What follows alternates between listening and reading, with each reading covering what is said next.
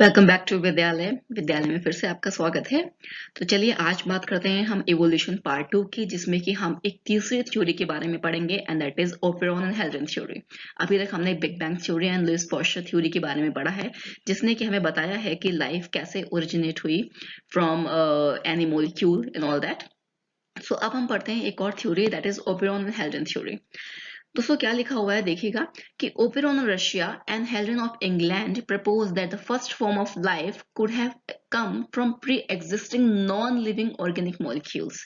उनका ऐसा कहना था कि जो लिविंग ऑर्गेनिजम्स बने हैं वो नॉन लिविंग ऑर्गेनिक मॉलिक्यूल से बने हैं, लाइक आरएनए एंड प्रोटीन से मिलकर बने हैं, ऐसा उनका कहना था।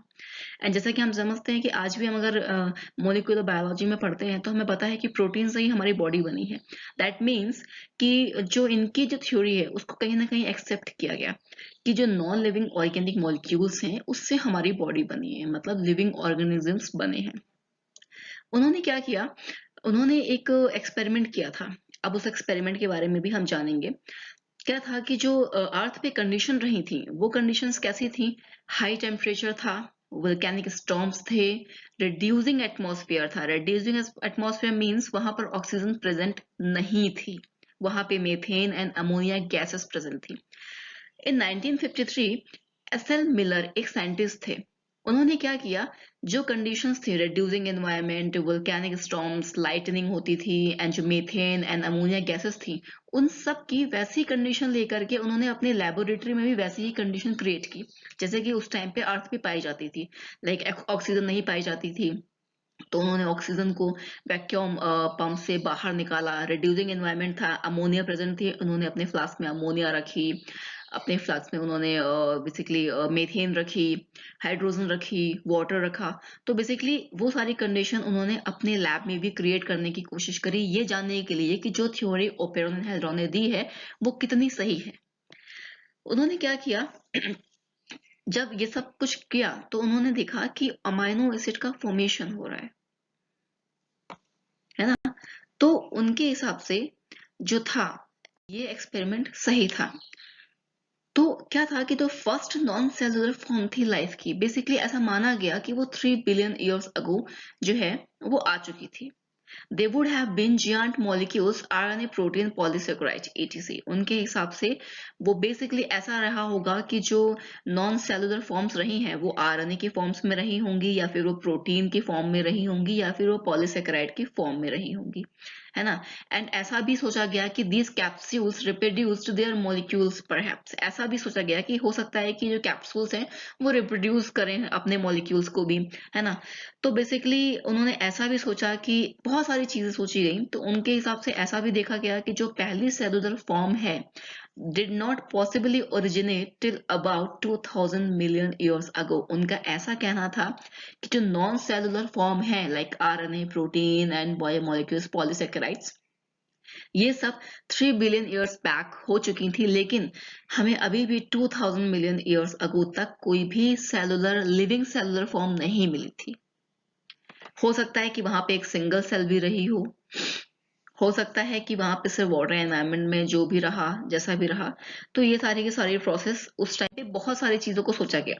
अब हम लोग यहाँ पर पढ़ते हैं कि जो एसएल मिलर का जो एक्सपेरिमेंट था, जो प्रिमिटिव अर्थ में एक्सपेरिमेंट जो सिचुएशंस रही हैं उनके हिसाब से इन्होंने अपनी लेबोरेटरी में जो भी बेसिकली सिचुएशंस क्रिएट की वो क्या क्रिएट की। उन्होंने क्या किया, सबसे पहला काम तो ये किया उन्होंने कि यहाँ पर एक वैक्यूम पंप जो लगा हुआ आपको दिख रहा है ना, इससे उन्होंने क्या किया, ऑक्सीजन को बाहर निकाला। क्योंकि रेड्यूसिंग एनवायरनमेंट था, ऑक्सीजन प्रेजेंट थी ही नहीं, है ना। तो उन्होंने ऑक्सीजन को बाहर निकाल दिया वहां से। फिर उन्होंने क्या किया, एक चीज और भी करी गई। देखिए ये गैसेस उन्होंने अपने एनवायरनमेंट में ली, जो अपने फ्लास्क में जो गैसेस ली वो ये ली, अमोनिया थी, मीथेन थी, कार्बन मोनोऑक्साइड था, हाइड्रोजन थी, वाटर थे। एंड लाइटनिंग भी वहां बहुत होती थी प्रिमिटिव अर्थ पे। उन्होंने इलेक्ट्रिकल स्पार्क किया उसकी जगह पे, लाइटनिंग को क्रिएट किया कंडेंसर्स के थ्रू। देखिए यहाँ पे कंडेंसर्स लगा हुआ है। उन्होंने क्या प्रोसेस करी, एक तरफ उन्होंने वाटर को बॉईल किया, है ना, बॉईल किया। वो बॉइलिंग वाटर जो है बेसिकली इसके अंदर गया, इस फ्लास्क के अंदर, ठीक है, इलेक्ट्रिकल स्पार्क हुआ एंड जो वाटर था वो यहाँ जा रहा था, यहाँ पे उसको आके ठंडा किया गया। जब ठंडा किया गया तो बेसिकली वो ड्रॉपलेट्स में कन्वर्ट हुआ। ड्रॉपलेट्स में जब कन्वर्ट हुआ तो उन्होंने देखा कि ये जो सारी प्रोसेस इस फ्लास्क में हो रही है, लाइक बॉइलिंग वाटर आया एंड जो मीथेन गैस है, अमोनिया गैस है, कार्बन मोनोऑक्साइड है, हाइड्रोजन, ये सब मिक्सअप हो गए। मिक्सअप होके उन्होंने क्या किया, अमाइनो एसिड्स का या ऑर्गेनिक कंपाउंड्स का फॉर्मेशन किया। उन ऑर्गेनिक कंपाउंड से प्रोटीन्स बनी एंड उससे हम क्या बने, हमारी बॉडी बनी। तो उनका ऐसा ही कहना था, जो ओपेरन हेल्डॉन थ्योरी थी उसका ये कहना था बेसिकली कि जो लाइफ फॉर्म्स आई हैं वो नॉन लिविंग ऑर्गेनिक कंपाउंड से आई हैं। ठीक है, इस थ्योरी को एक्सेप्ट किया एस एन मिलर ने। उन्होंने कब एक्सेप्ट किया, जब उन्होंने बहुत बार ये एक्सपेरिमेंट, पूरा का पूरा एक्सपेरिमेंट करके देखा। जब उन्होंने ये पूरा एक्सपेरिमेंट किया तब उन्होंने ये चीज एक्सेप्ट की कि नहीं, वो सही कह रहे हैं कहीं ना कहीं।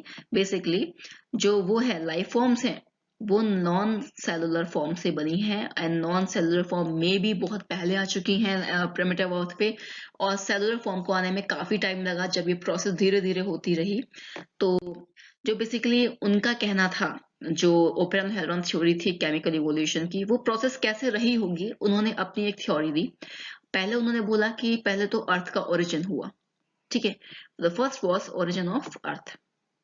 दूसरा उन्होंने क्या देखा कि अमोनिया बनी, है ना, वाटर हुआ, मीथेन बनी, गैसेस, ये सब गैसेस आई। उसके बाद में क्या हुआ, इन सब गैसेस एंड वाटर के मिलने से इलेक्ट्रिक डिस्चार्ज के through basically simple organic compounds का फॉर्मेशन हुआ।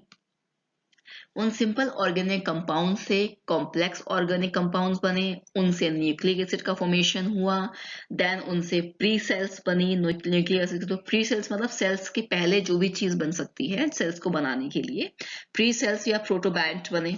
उसके बाद में क्या हुआ, पहली सेल का फॉर्मेशन हुआ एंड उस पहली सेल से हम पूरे की पूरी बायोलॉजिकल इवोल्यूशन हुआ। हमने अभी पढ़ा है कि cell is the basic structure and function unit of life. Basically हमारी पूरी बॉडी सेल से बनी है ना। तो ऐसा ऐसा सोचा गया कि एक टाइम पे ऐसा ऐसा रहा होगा एंड देन ये चीज हुई है। आई होप कि ओपेरन हेल्डॉन थ्योरी आपको समझ में आई हो। कहीं कोई डाउट हो प्लीज मुझे कमेंट सेक्शन में जरूर बताइए। डेफिनेटली मैं कोशिश करूंगी कि आपका वो डाउट क्लियर हो। तब तक के लिए फिर हम मिलेंगे अपने एक नए पार्ट के साथ में। Bye bye.